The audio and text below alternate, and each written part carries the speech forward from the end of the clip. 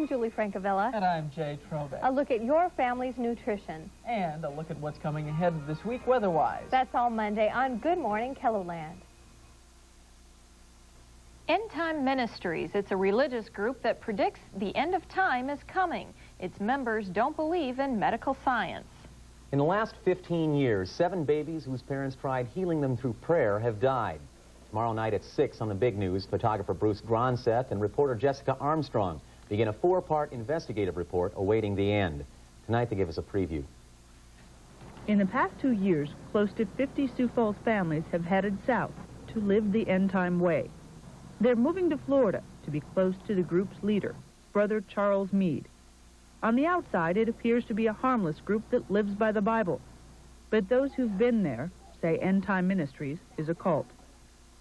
There have been many victims of end time religious belief. Families who've been cut off from their children. Babies who've died because their parents don't believe in doctors. Most people, if they experience a death, there's a short space and then there's a funeral and there's sort of an end to it and you go on.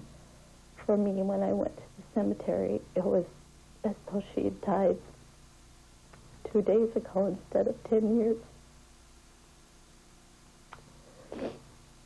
I do think it's a cult.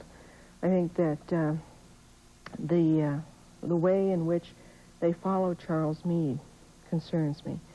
For an individual to have that much power over the followers is a concern.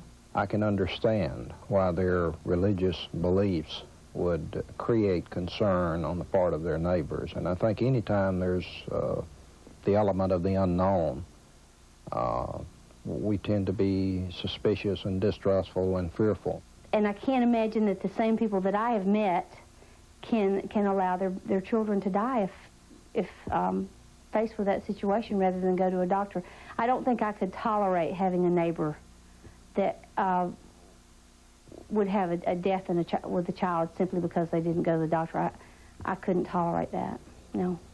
I have a fear of that it could be another Jonestown.